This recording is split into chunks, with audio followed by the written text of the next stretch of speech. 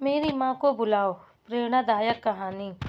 एक छोटा बच्चा था, उसका नाम सेठू था। वह बहुत ही प्यारा बच्चा था, लेकिन उसे चीज़ों को चुराने की आदत लग गई। एक बार की बात है, वह अपने स्कूल से एक दिन किसी बच्चे का सुंदर चित्र वाली किताब चुरा लाया। उसने वह किताब अपनी माँ को दिखाई। उसकी माँ वह किताब देखकर बोली, अरे मेरे बच्चे, तू तो बहुत होशियार हो गया है।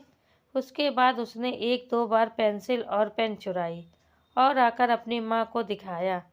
माँ ने अपने बच्चे द्वारा चोरी को रोकने की जगह तो उसकी तारीफ करती रही और उस बच्चे का मनोबल बढ़ता गया।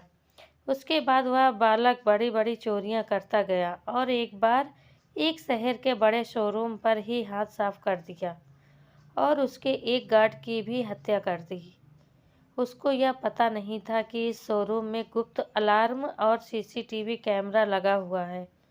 उस शोरूम के मालिक के मोबाइल पर उस चोरी करते आदमी का लाइव चित्र आने लगा और उस शोरूम के मालिक ने उस चोरों को रंगे हाथ पकड़वा दिया। उस चोर का चोरी और हत्या का दोष साबित हो गया और अदालत में उसे फांसी की सजा सुना दी गई। फांसी देने से पहले चोर से उसकी अंतिम इच्छा पूछी गई। चोर ने कहा, मैं फांसी पर चढ़ने से पहले एक बार अपनी माँ से मिलकर उनके कान में कुछ कहना चाहता हूँ।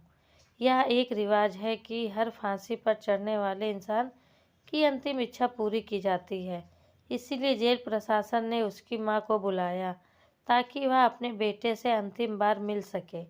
जब सेठू चोर की माँ उससे पास आई तो वह अपनी माँ के कान में कुछ कहने के आगे बढ़ा, लेकिन यह क्या, उसने तो कान के पास जाकर जोर से अपनी माँ का कान ही काट लिया। वहाँ उपस्थित जेलर और अन्य सिपाही इस घटना को देखकर हक्का बक्का रह गए। तभी उस सेठू चोर ने वहाँ सभी उपस्थित लोगों की तरफ देखते हुए कहा, आप सभी को मेरा अपनी माँ के साथ किया गया बर्ताव अटपटा लग रहा होगा, लेकिन सच यह है कि जब मैंने पहली बार स्कूल में अपने मित्र की पुस्तक चुराई थी, यदि तभी मेरी माँ ने मुझे रोक दिया होता, मुझे उस गलत काम को करने पर डांटा होता, तो आज मेरी यह स्थिति नहीं होती। आज मैं फांसी पर नहीं चढ़ रहा होता। मुझे अपने जीवन से हाथ नहीं धोना पड़ता। माँ बच्चे की केवल जन्मदात्री नहीं होती, बल्कि प्रथम शिक्षक भी होती है। यदि बच्चा कोई गलती करे तो उसे समझाना चाहिए और सही और गलत के बीच में फ़र्क को बताना चाहिए।